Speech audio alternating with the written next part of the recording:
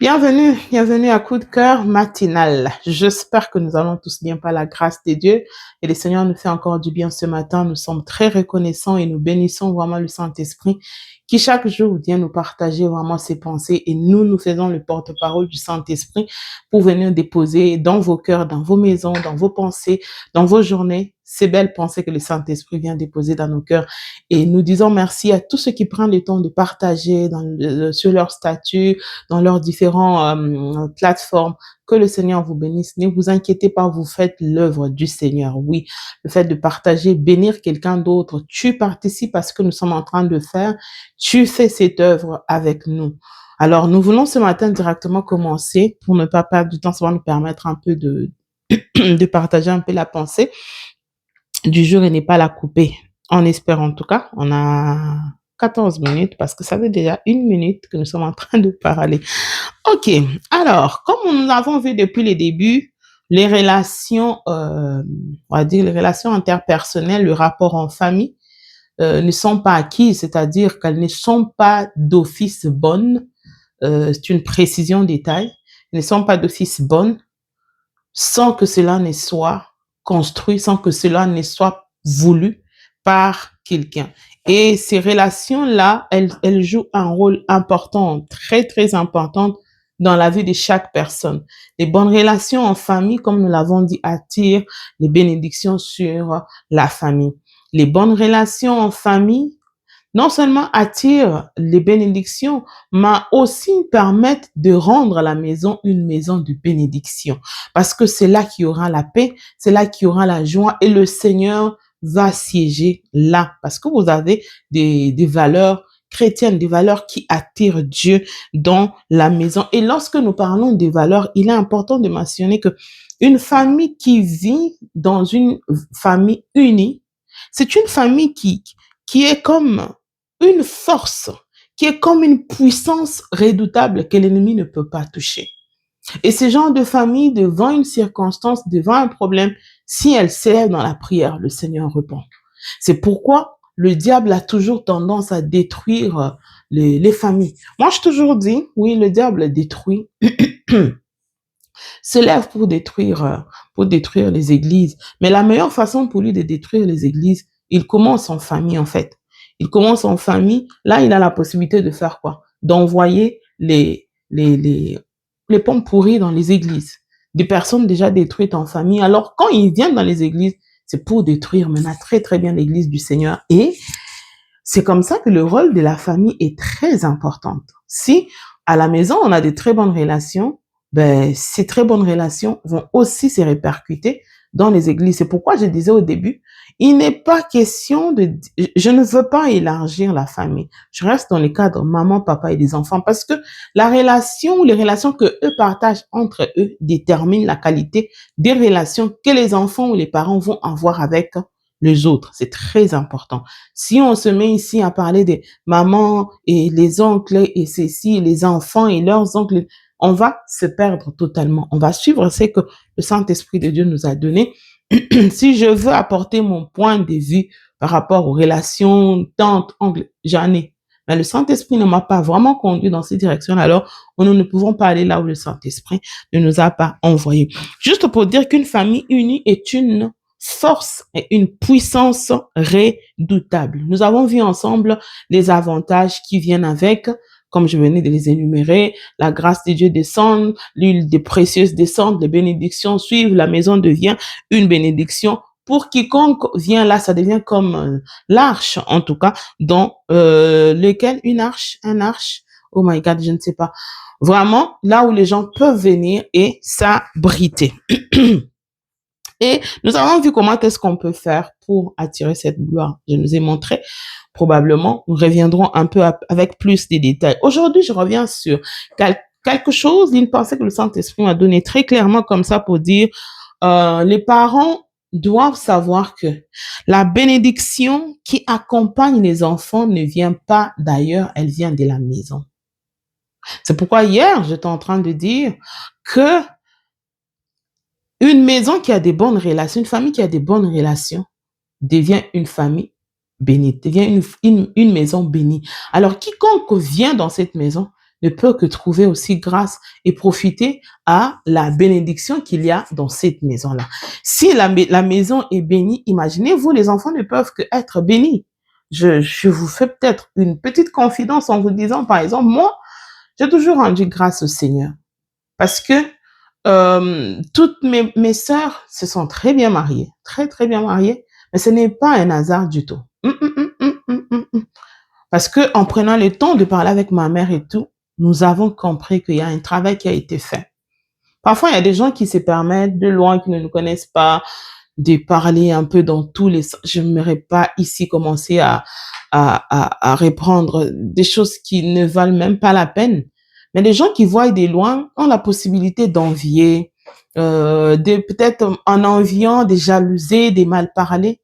Mais ce que vous ne savez pas, c'est que c'est le résultat d'un travail qui a été fait intentionnellement par des personnes avec le Seigneur.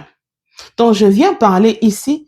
Quand vous voyez la maison bénie, sachez que cette maison, elle est bâtie, oui, sur les valeurs, mais ces valeurs-là ont été mises là avec une alliance.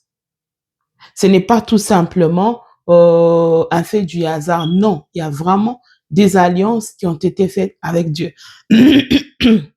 C'est pourquoi il est important que vous soyez une famille chrétienne. Très, très important. Si vous n'êtes pas une famille chrétienne, ce que je suis en train de dire est ça va être un peu difficile pour vous de vivre ce que je suis en train de dire. J'étais claire au début en disant, les valeurs, de quel côté que ça soit, ça a toujours des conséquences. Oui. Que vous soyez, je sais pas comment, mais à partir du moment où vous avez le même valeur, vous pouvez vous entendre. C'est comme les diables avec ses anges. Ils ont le même valeur. Ils voient les choses de la même manière avec ses démons et tout.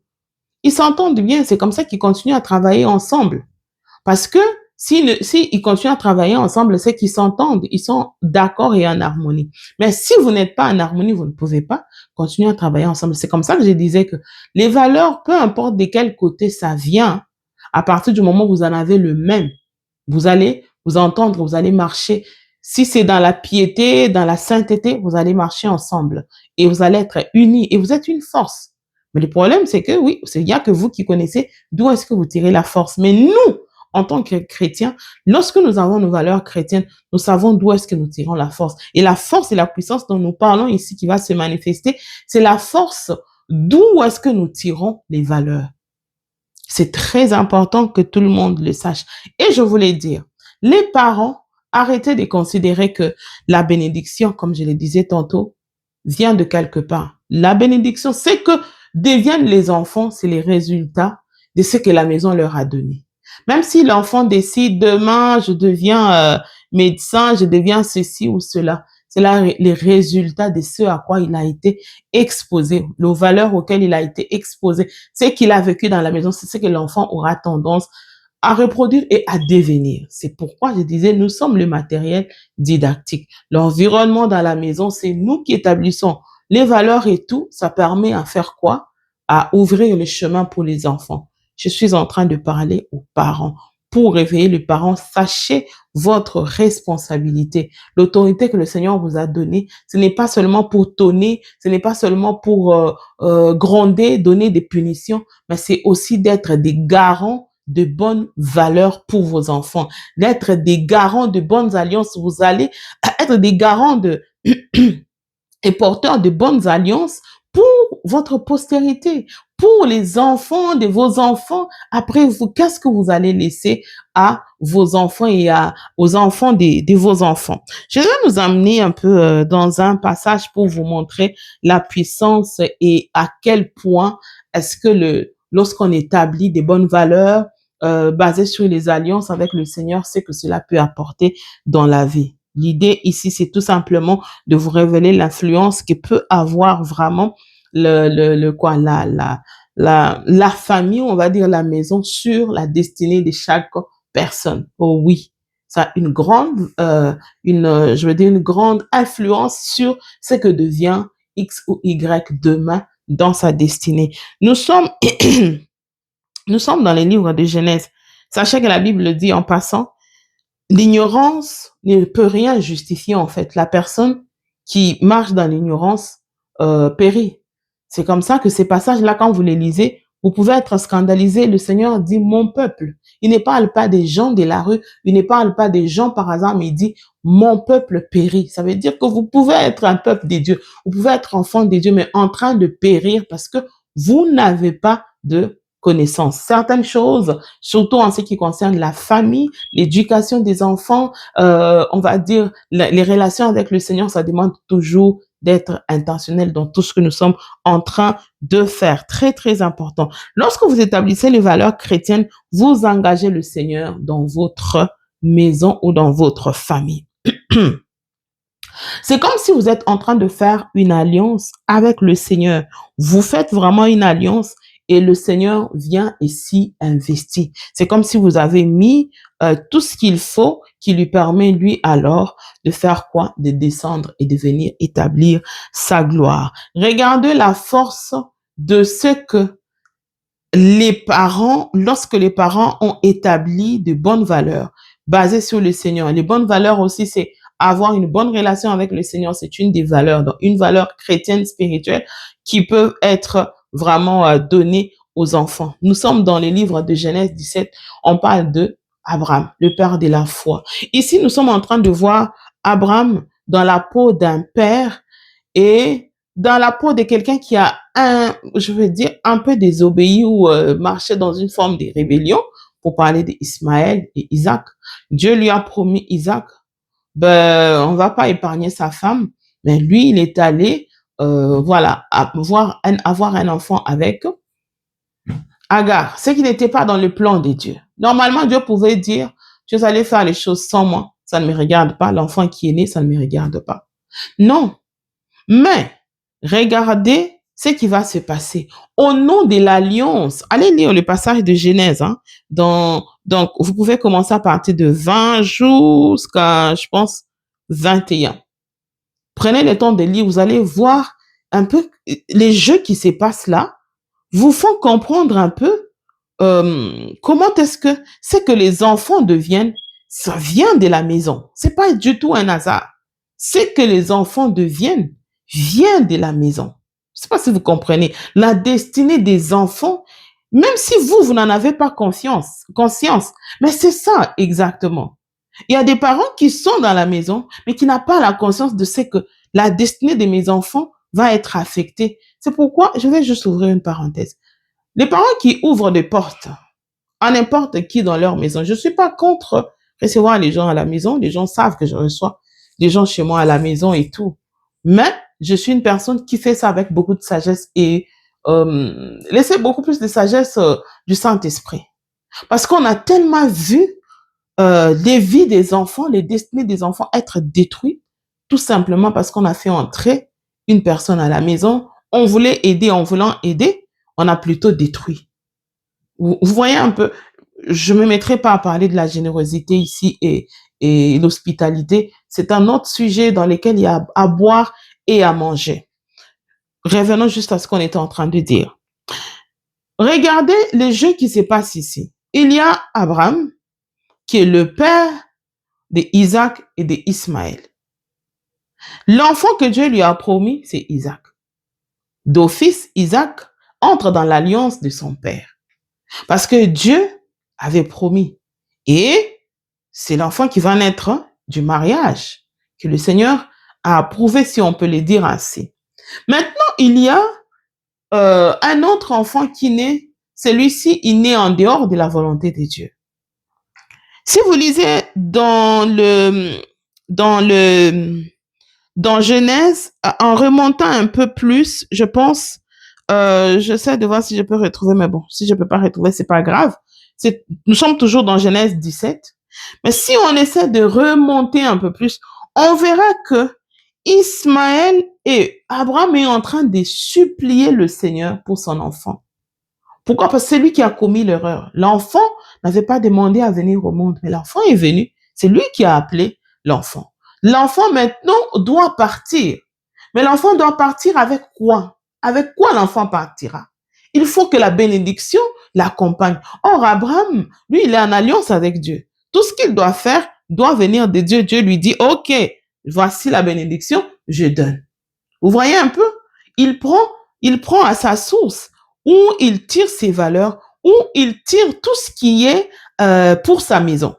Et il va là-bas. Quand je lisais, j'étais un peu surpris de voir comment est-ce que pour les deux enfants, il y a une différence. Mais il y a une chose qui revient en commun. Le Seigneur dit, je t'ai exaucé en parlant d'Ismaël. Parce qu'Abraham lui a demandé que Ismaël vive devant ta face. Il est en train de prier. Si vous regardez, vous verrez qu'il y a la prière d'Abraham. Et le Seigneur lui dit, pour Isaac, je t'ai exaucé. Je le rendrai fécond. Je le bénirai et je le multiplierai. Voilà. Je rendrai aussi ça, je lui donnerai une grande nation. Je suis en train de finir. Quand on part chez Isaac, la Bible dit, le Seigneur est en train de dire, avec Isaac, j'établirai mon alliance entre lui et sa postérité. Ça veut dire que Dieu s'engage au nom de Abraham dans la vie de Isaac avec une alliance. Alors, pourquoi il y a cette différence-là? Parce que l'enfant sort de la maison. Il a le droit parce qu'il est dans cette maison-là. Mais en réalité, on va dire que c'est comme s'il n'a pas vraiment, parce que son père n'a pas vraiment bien agi. Entre Dieu et lui, voilà, quelque chose de pas bien s'est passé, l'enfant est arrivé. Maintenant, le Seigneur regarde, il s'est dit, non, c'est la parole. Dans la maison où Dieu est là, les valeurs sont là, c'est-à-dire que c'est moi qui suis là, alors tous les enfants de cette maison, j'ai une alliance avec eux. Maintenant, au nom de l'alliance qu'il a avec son père, Ismaël va profiter. Il pouvait se retrouver avec rien, mais il a tout eu à cause de la maison d'où il vient. L'enfant d'Abraham, il sort de la maison, on ne sort pas le main vide, parce que la maison, elle est bénie. La maison, elle a des bénédictions à donner, on lui a donné la bénédiction. Isaac aussi a les bénédictions, mais la différence ici, c'est que Isaac entre maintenant, lui, dans l'alliance qui va suivre même sa postérité. Je ne suis pas en train de faire dire que Dieu a discriminé, non. C'est juste que ça a attiré mon attention. Pour dire que même si, c'est comme ça que j'ai donné l'exemple hier de ma mère, les gens qui sont passés par chez nous, qui n'ont pas les sangs des Dinkolobo, qui ne sont pas, voilà, avec qui on ne partage pas le même sang, ont pu avoir la grâce d'être bénis par notre maison. Donc, une maison qui est bénie, cela suit les enfants. Oh oui, ça suit les enfants. Maintenant, pose-toi la question. Tes enfants sont bénis ou pas? Et s'ils sont pas bénis, quand on parle de bénédiction, c'est pas forcément de l'argent, des millions et tout. Vous savez, juste avoir une vie de couple stable, c'est une bénédiction. Avoir une santé, c'est une bénédiction. Avoir des enfants, c'est une bénédiction. Être en paix, c'est une bénédiction. Connaître le Seigneur, c'est une bénédiction. Oh, je vous dis, c'est une bénédiction. Si ce n'était pas une bénédiction, ça n'allait pas être dans la parole comme étant une promesse que le Seigneur a faite. Si vous allez dans Actes, je ne pourrais pas retrouver le passage, ça c'est sûr, mais si vous allez dans Actes des apôtres, c'est l'apôtre Paul qui parle, qui est en train de parler de comment est-ce que lorsqu'une seule personne accepte le Seigneur, il sera sauvé lui et sa famille. Ça veut dire que le fait que le fait que tu as accepté le Seigneur, tu as amené le Seigneur dans ta maison, ça va être le partage de tout le monde. Cela vous donne le droit, juste parce que toutes les personnes de ta maison doivent profiter de la grâce qui coule sur cette maison-là. C'est vraiment ça qui se passe. Les parents qui ne prennent pas le temps de payer le prix en priant, en jeûnant, en faisant des offrandes, en construisant des hôtels pour les enfants et tout, vous faites mal. C'est pas bien du tout. C'est pas du tout bien. C'est pourquoi il y avait à une certaine époque, quand l'enfant échoue dans la vie, il revient auprès des papas et des mamans pour demander, libérez-moi. Qu'est-ce qui se passe? Pourquoi rien ne marche? Ben oui, c'est normal. C'est normal. Peut-être qu'on ne le faisait pas bien, mais ça avait du sens. Parce qu'on ne sort qu'avec la bénédiction de la maison. On ne va pas aller prendre ailleurs. C'est vraiment la bénédiction de la maison qui nous accompagne. Où est-ce que tu en es aujourd'hui? Où est-ce que tu en es aujourd'hui? Papa et maman, est-ce que Vous pouvez dire que vous avez fait votre part. Vous avez eu à établir des bonnes relations pour les enfants. Vous avez eu à mettre un environnement qu'il faut pour qu'il y ait des bonnes relations et que Dieu atterrisse. Est-ce que vous pouvez dire que vous avez payé le prix pour vos enfants? Est-ce que vous pouvez dire qu'il y a eu des alliances qui ont été faites entre vous et Dieu pour vos enfants? Abraham est notre modèle. On ne peut pas dire qu'on se met à construire une famille juste par hasard. Non. Construire une famille, c'est savoir payer le prix pour les personnes pour qui nous sommes père ou mère. Si on ne sait pas faire ça, alors ça ne sert à rien d'appeler ça famille. N'oubliez pas, c'est une idée de Dieu. Alors il faut toujours que Dieu soit au centre du tout. Il faut toujours que ça soit lui qui inspire. C'est là que ça va marcher. Dieu est prêt à avoir des alliances en famille, avec nos enfants, avec nos grands-enfants. Mais tout dépend de nous. C'est un Dieu des alliances familiales. Lisez dans toute la Bible, vous allez voir. S'il vous plaît, levez-vous, prenez le temps d'aller chercher le Seigneur pour vos enfants. Établissez les alliances au nom du Seigneur Jésus-Christ et y mettez-vous les enfants. Vous verrez que les enfants en sortiront bénis et ils feront votre fierté. Ils feront votre fierté. J'espère que ce message a béni la vie de quelqu'un. On va juste prier. Je sais qu'aujourd'hui, j'ai dépassé beaucoup plus de minutes. Seigneur, je te dis merci. Merci pour ces familles à qui tu envoies ce message. Je t'en supplie, Saint-Esprit de Dieu. Oh, bénis leur vie. Réveille le Seigneur. Que chacun comprenne son rôle. Que chacun comprenne, Seigneur, qu'il est papa, qu'il est maman et qu'il puisse se lever pour pouvoir payer le prix qu'il faut, pour pouvoir, Seigneur, établir ces valeurs qui ne sont pas liées seulement au comportement physique et tout, mais qui sont aussi liées à la relation qu'ils ont avec le Seigneur. C'est le modèle que les enfants vont suivre. Si les enfants ont un père qui prie, qui adore, qui sait, ces enfants auront tendance à reproduire cela et deviendront encore même meilleurs demain. Nous t'en supplions, Saint-Esprit, réveille les hommes, réveille les femmes, réveille le Seigneur, que les parents se lèvent et bâtissent des relations solides et très bonnes sur lesquelles les enfants vont partir et être bénis. Que chacune des maisons demeure une bénédiction au nom de Jésus. Amen. Que le Seigneur nous bénisse. On se retrouve demain matin pour clôturer la semaine par la grâce de Dieu. Oh, on vous aime bien. Merci d'être là. Merci de bénir. Et vous êtes là, ça nous fait du bien. Et c'est comme un baume au cœur. Bye bye.